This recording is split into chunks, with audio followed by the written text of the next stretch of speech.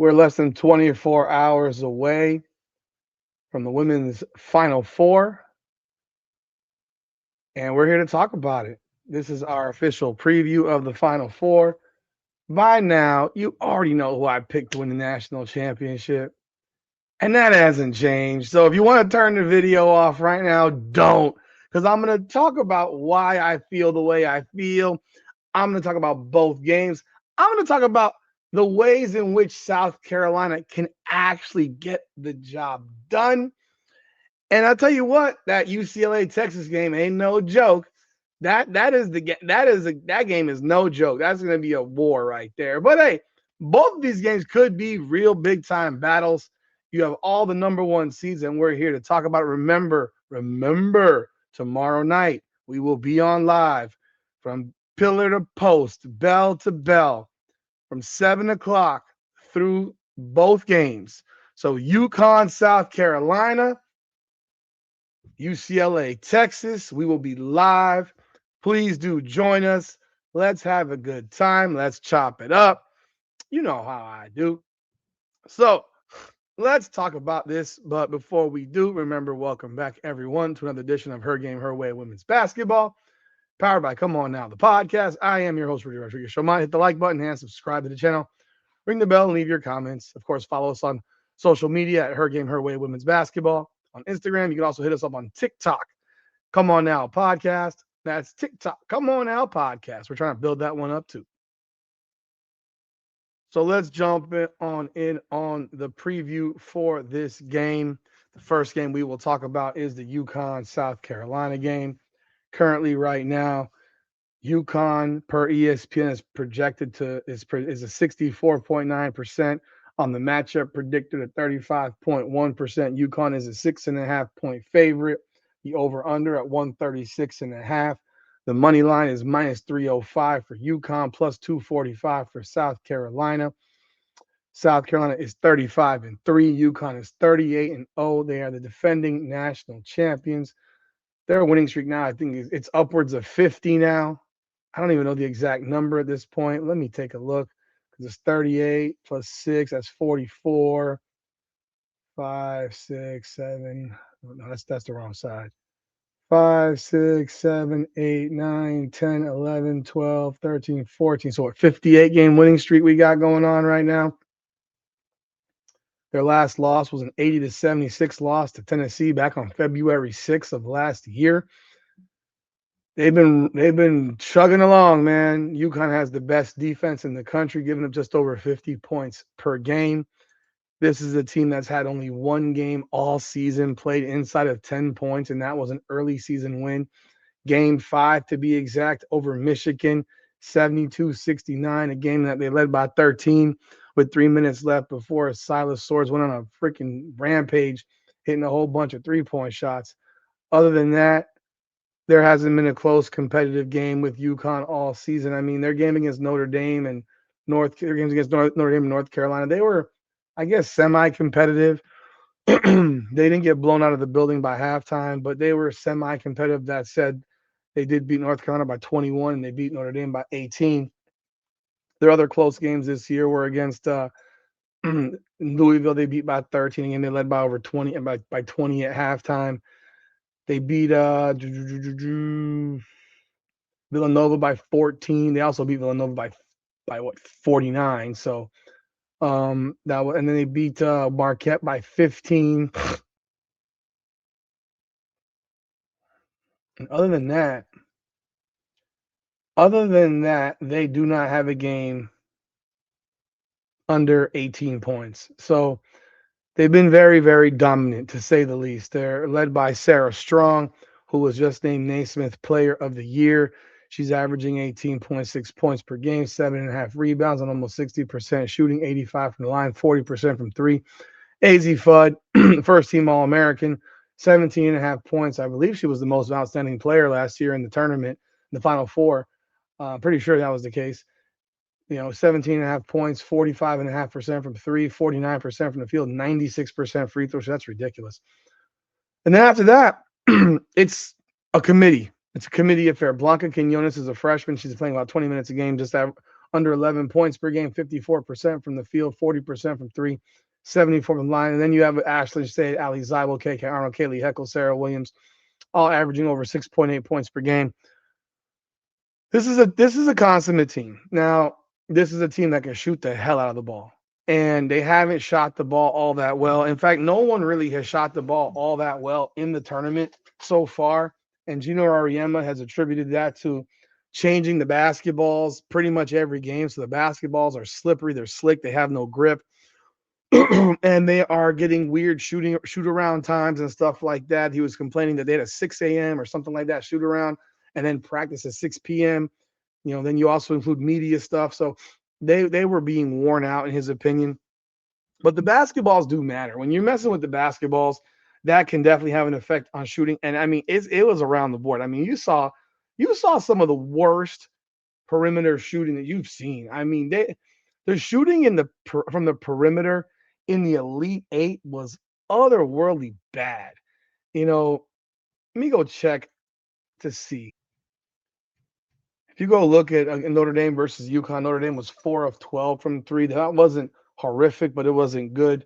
And then UConn was 6 of 17. So again, not horrific, largely basically Blanca Quinones, because the rest of the team was 2 of 9. So they didn't shoot the ball well.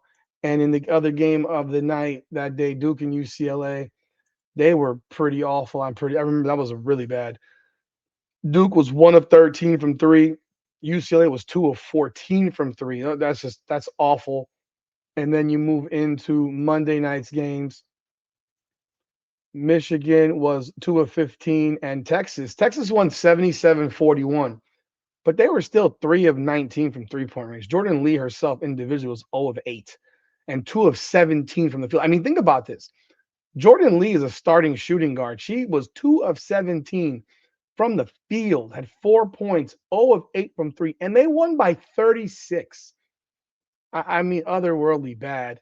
So the shooting has been awful. South Carolina, TCU was 7 and 21. South Carolina was 6 and 9.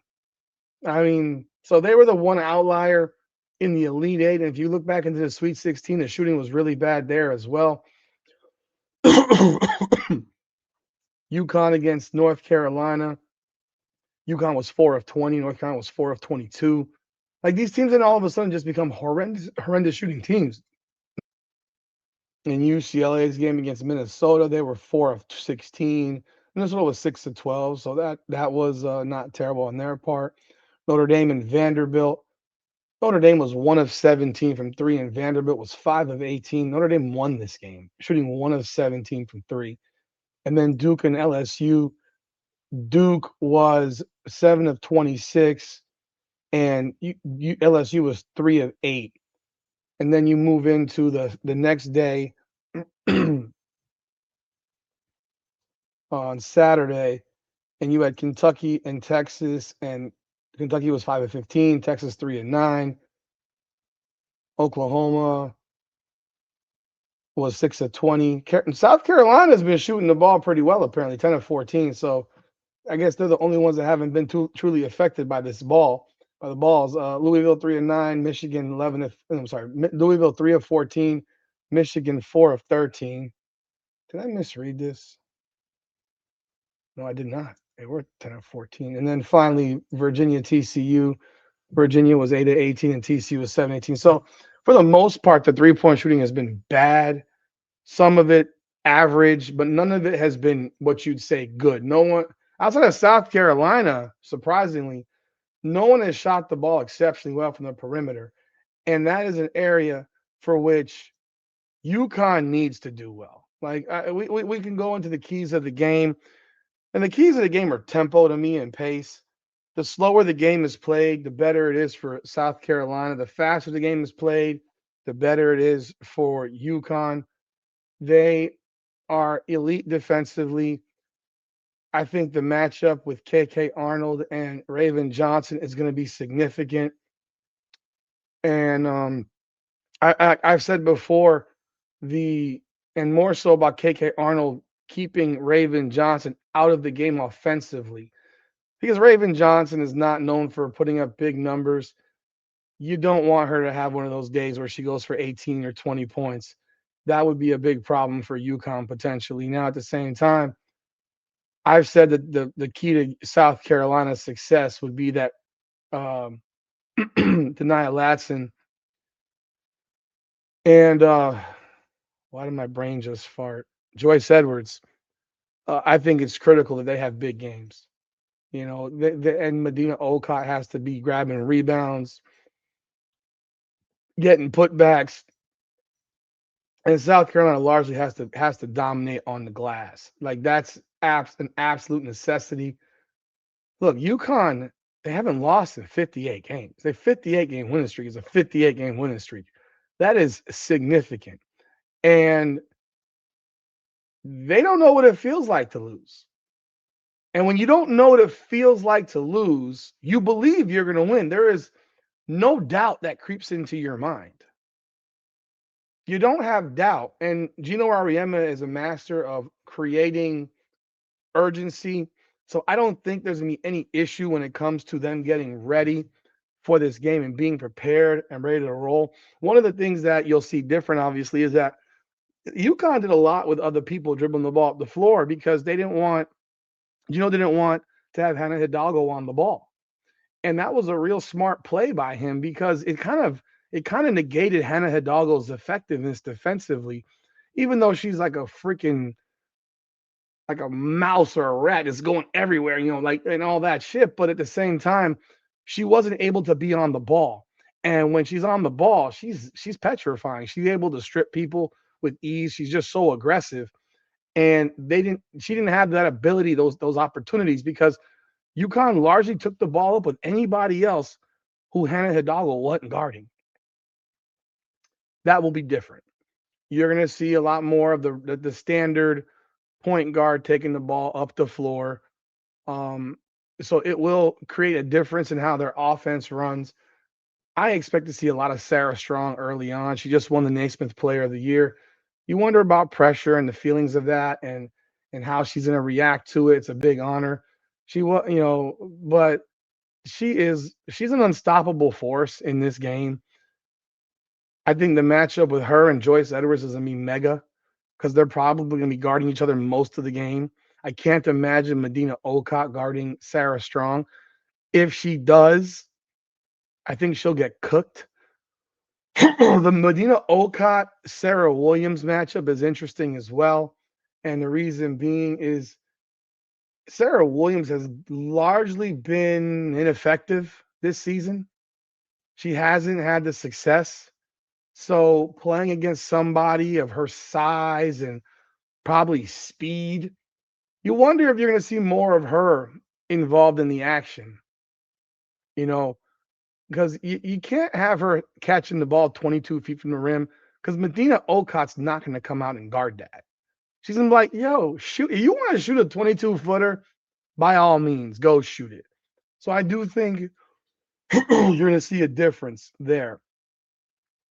Joyce Edwards averages 19.7 points per game. She leads South Carolina. So 19.7, 6.7 boards on 58% shooting. She is more so a post presence. She's not a good perimeter shooter. So Sarah Strong will not have to worry about guarding her outside.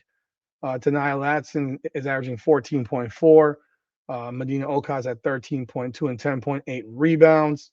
She's shooting 58%. I tell you what, I've caught every bad game Medina Olcott's played. I'm serious. Because the numbers that you see up here with her, I've not seen many of those games. I've seen most of the games in which she's been absolutely horrendous. And we'll see what happens. Tessa Johnson averages 12.9, Raven Johnson 10.2. Agat Makir off the bench is a big-time player for South Carolina. She had a big game against who the hell they play? TCU. She had 18 off the bench.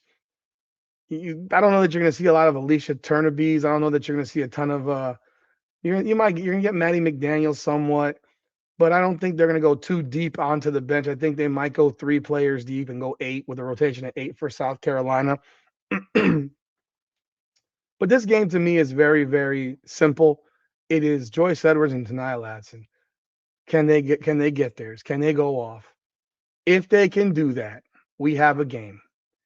if they don't. If you only got one player putting up 20, I just don't. I just don't see them being able to keep up with the firepower. I mean, I'm gonna tell you this.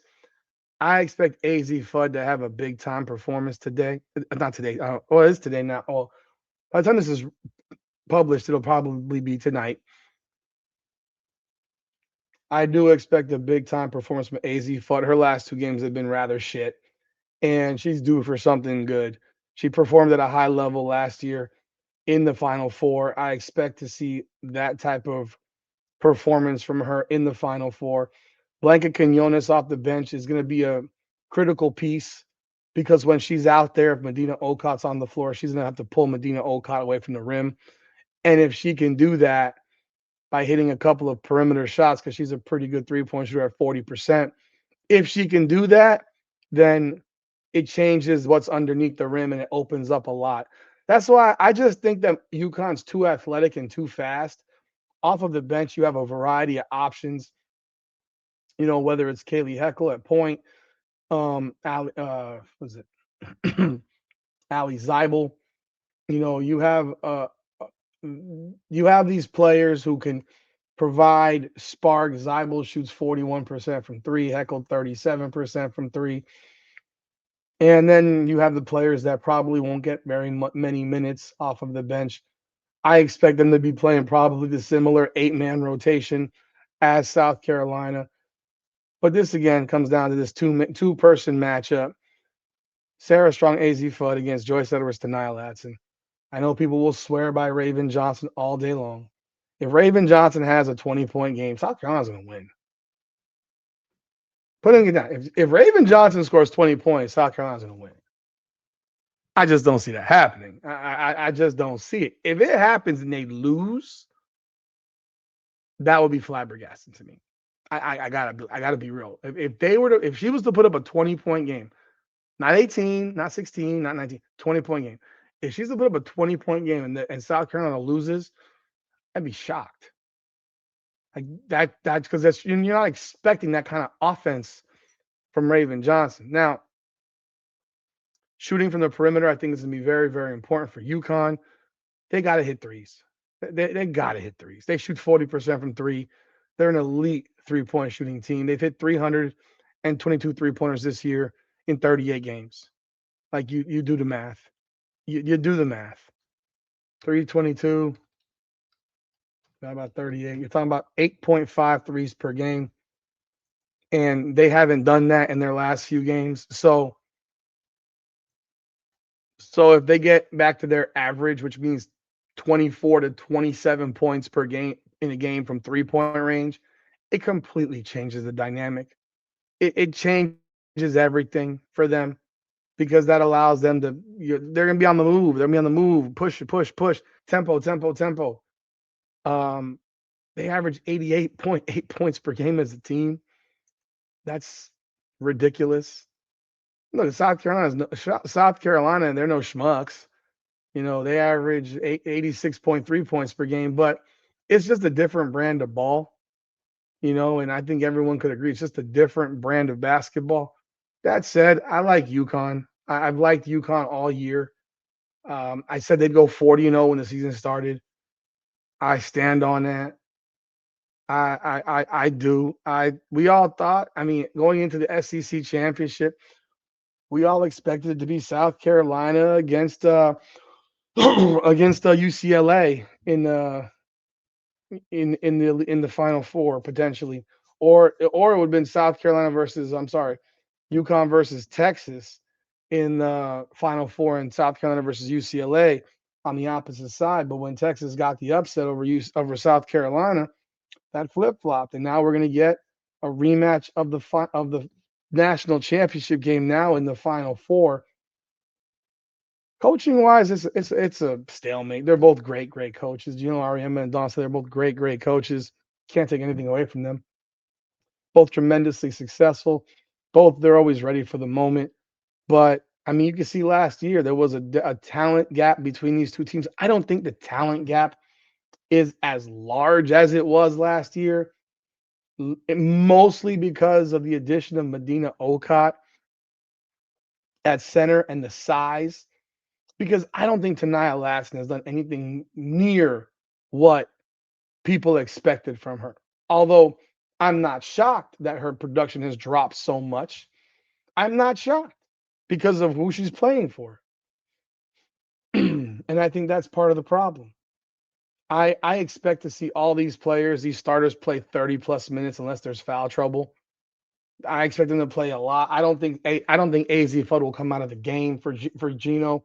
I don't expect Sarah Strong to come out of the game for maybe a minute or two. I expect both of them to play 38 plus minutes tomorrow or tonight. Uh, but I like UConn.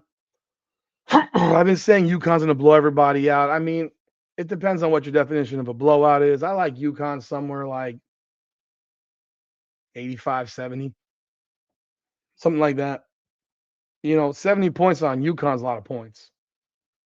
That's a lot of points. They gave up 52 to Notre Dame. They gave up 42 to North Carolina. That's a suffocating defense. And I would expect it to be more. If UConn's hitting their threes, it could turn into a 30-point route. And I mean, in a route like we saw last year. I genuinely believe that. There's Paige Beckers is not worth this. Like, she's not the difference between last year's team and this year's team. I'm sorry. She's not. She just isn't, because Blanca Quinones has provided a level of play that is exceptional. Fudd is better than last year. Sarah Strong is better than last year. I think this team is better than the team was last year. And I think the only way the game is close is because South Carolina is also better than they were last year. That said, I like UConn probably 85, 70, something like that. So that's my pick. I would take the spread. I would take the points if I'm UConn.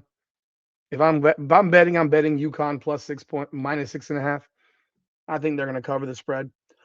Now going into let me know y'all thoughts in the comments. Who do you like in this game? Looking at the Texas game against UCLA. UCLA's biggest problem last year is they could not shoot the basketball. And I'm seeing a lot of what I saw in the tournament. I'm seeing a lot of what I saw last year. They have not shot the basketball well in the tournament. Now, they do have the addition of Yana Nipkins, who's averaging 12.8 points per game. She shoots 43% from three. And they're a above average team shooting the ball. 39% from Gabriela Jaquez. Kiki Rice shoots 37.5. The rest of the team is under 36%. Angela Dugalich is at 32.5. Charlize Ledger-Walker's at 35.9. She didn't play last year, so she wasn't part of this group. She was injured. I don't expect to see a lot of bench play from UCLA in this game. This is going to be a close game. I think Texas is playing at a very high level right now. Again, they beat South Carolina in the SEC championship. They beat the absolute doors off of Michigan. That was as dominant a performance as we've probably seen all year for teams that are ranked in the top 10. Both teams being top 10 teams and seeing, other than the UCLA annihilation of Iowa. Mind you, Iowa beat Michigan twice, which is crazy in itself, but Michigan absolutely annihilated Iowa. Texas absolutely annihilated Michigan. That was an embarrassment. Lauren Betts leads UCLA, averaging 17.26, 8.6 rebounds on 2 blocks on 58% shooting. She's no 3-point shots, 67.5% from the line. Kiki Rice shoots 90% from the line, 15.2 points, 4.4 assists, 6 rebounds, 37.5% from three, 49% from the field. Jaquez at 13.4. 54% from the field, 39% from three. Yana Nipkins, 12.8 points per game, 50% from the field, 93% from the line, 43% from three. Dugalich, 9.1. Ledger Walker, 8.6, et cetera, et cetera. Then you move into their bench. Sienna Betts is someone that plays off the bench. I don't expect to see her get many minutes at all, if any. Unless there's foul trouble, I'm going to tell you right now, this is going to be a 6-woman rotation, as Dugalich will be the only one that gets real minutes off the bench. You might get 5 minutes out of Sienna Betts. I just don't think she's that good. And I don't think she can compete with Michigan, personally. Not Michigan. I keep saying Michigan. I don't think she can compete with Texas. I just don't think so. She's not quick enough. She's too slow and plodding, and she doesn't have the skills around the basket that her sister has. Lauren Betts has got to dominate this game. Lauren Betts has got to play big, be huge. She did not play well in the first game they played versus Texas this year. It's their only loss of the season, a 76-65 loss. Early this year. She did not play well. Mind you, Ledger Walker and Hawkes played really well, but they lost by 11. But Betts had 8 points.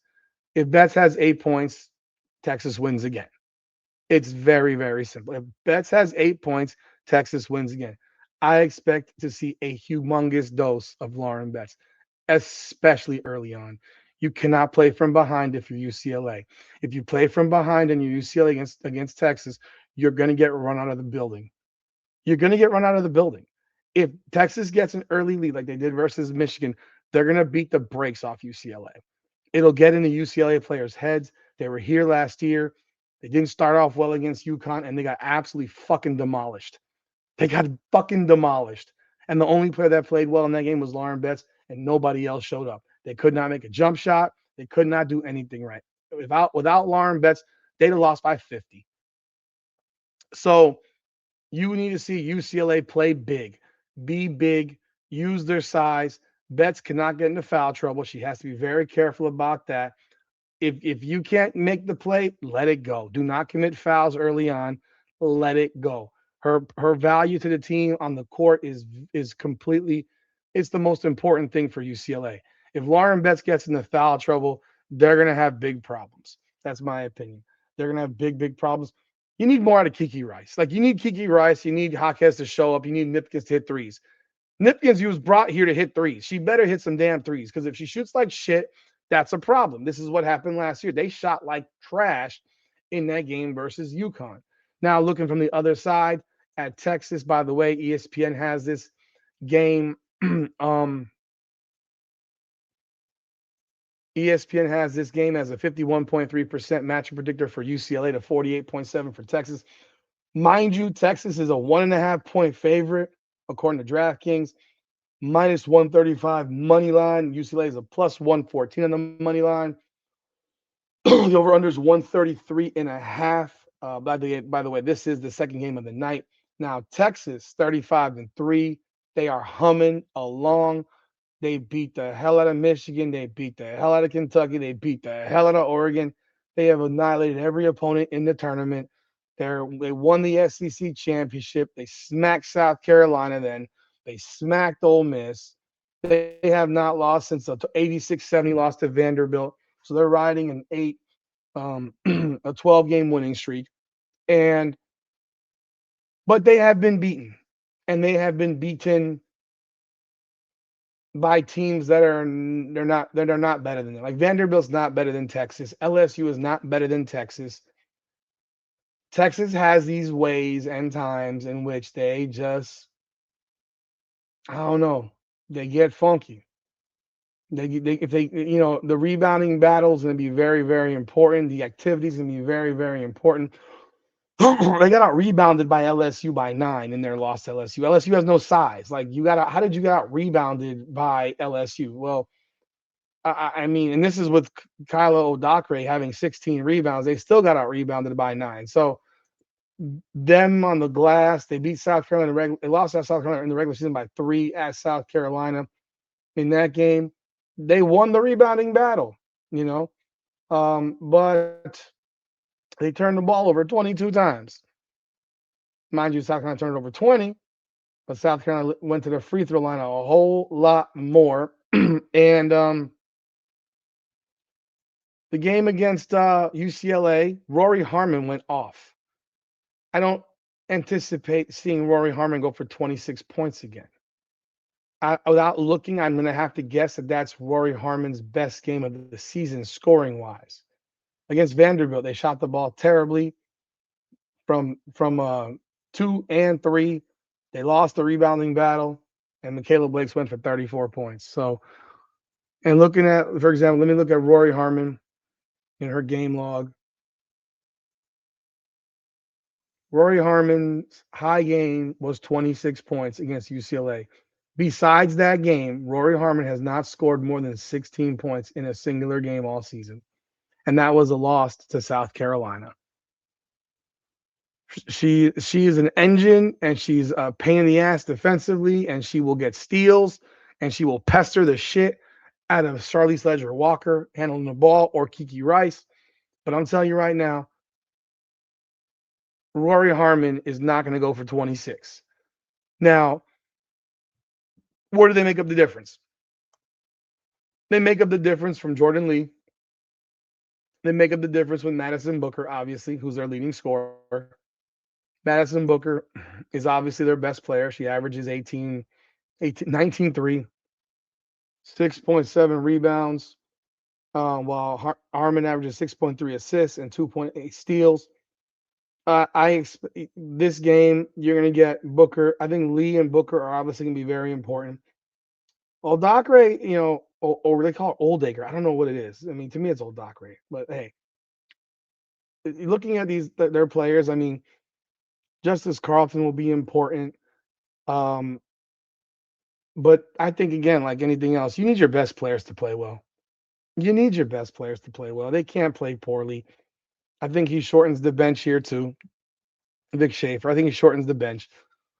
Corey Close, she gets in over her head at times. You can see she gets frustrated. She doesn't react well to situations. If you're asking me who the better coach is, I'm telling you that it's Vic Schaefer. It's not even close. This is an easy decision as for who the better coach is.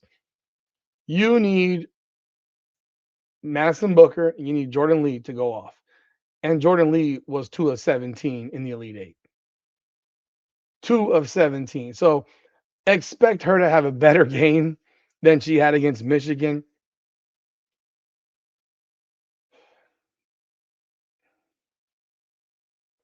This one's weird. Texas averages 85 a game. UCLA averages 85.1 a game. Both have incredibly good defenses. Both shoot the ball well. But I got to tell you, I have early on, I felt real comfortable with UCLA. Early on, I felt really comfortable with UCLA. I don't know if I feel as comfortable with the pick. I'm going to stay with the pick because I think UCLA is better. I think if UCLA plays their best, they're better than Texas's best. I just think so. And I watched them play Iowa, and the way they annihilated Iowa. And I have said that I think Iowa is completely overrated for what they were, but I think so is Michigan. And Iowa beat Michigan twice. So it's like it's one of those, and beat them handily twice. So it's one of those things. As funny as it is when they both score 85 a game, I think this is a much lower scoring game. I think the higher scoring it is, the more it favors Texas. I think a lower scoring game favors UCLA. I look to see Corey Close attempt to slow tempo. I think slowing the tempo is going to be very, very important for UCLA because you need Lauren Betts to be dominant. You need to get her the ball early. You need her to put up points early. You need her to establish the interior early. She cannot commit any dumb fouls. And I think that she will. I think that she will. Both of these teams were here last year. Both of these teams lost at this same point last year. And one of them is gonna feel really good and go to the national championship. And one of them is gonna feel miserable. And I think this is gonna be one heck of a game. I think, as funny as it is, I figured that the UConn US South Carolina game will be the late game. But in all reality, I think most people believe that UConn's gonna win against South Carolina. I don't know what the feeling is on UCLA and Texas. I think it's very, very mixed. I think it's 50-50. I think people have all kinds of opinions across the board on this game. Texas is really damn good and they're playing really well, but let's not forget that UCLA has won 30 straight games. And I know their last loss was to Texas, but they have still won 20, 20, 29 straight games. My mistake. 29 straight games. And in those games, they got a 30-point win over Duke, a 22-point win over Tennessee, a 7-point win over Ohio State on the road, a 34-point win over USC, 22-point win over Nebraska, 30-point win over Maryland, 23-point win over Iowa, 3-point win over Michigan. That was their only really close game.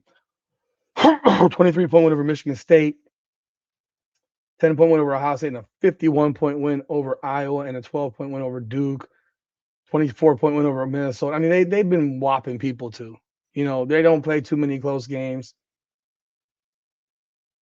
I like UCLA. I like UCLA 68, 64, Texas. I think it's a game that's played under 70. Or if it gets to 70, it's going to be like 72, 70, 71, 72. But I think it's a low-scoring game. I think UCLA finds a way to get the job done. I think they establish that interior presence early, slow tempo down, and get the job done. Y'all let me know y'all thoughts in the comments. Those are my picks. UConn 85-70, UCLA 68-64. Let's see what happens. Let's see what happens. You got the top 4 seeds in the country. You expected it. I expected it. Now let's let the street fight begin. So be with me tomorrow night, 7 p.m. or tonight, 7 p.m. live. I will be on for both games and we'll have a good old time. So that's all we got here. And by the way, my lives are different. My lives are, if you haven't been on a live with me, my lives are very play-by-play and opinion-based. I'm not talking about random willy-nilly shit.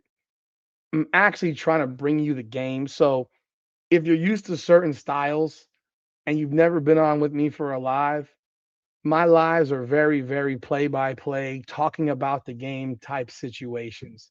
They're not movie conversations. They're not things like that. I'm more so talking about the game, and I hope you're watching the game. And if you're not watching the game, then I'm your radio. And that's what I try to be. And that's what I've been for football, for the UM lives that I've done for the Hurricanes. Because a lot of people aren't watching, and they're using me to listen to it like, as if they're listening to it on the radio. So I'll do my best, try to keep it entertaining. I try to be as entertaining as possible, but it will be a lengthy night. It's going to probably go till midnight, I'm sure. So like the video, hype the video, subscribe, and leave your comments. Let me your predictions. I love to hear what you got to say. I'll see y'all tomorrow with this one. This is Her Game, Her Way Women's Basketball, powered by Come On Now, the podcast. Come on now.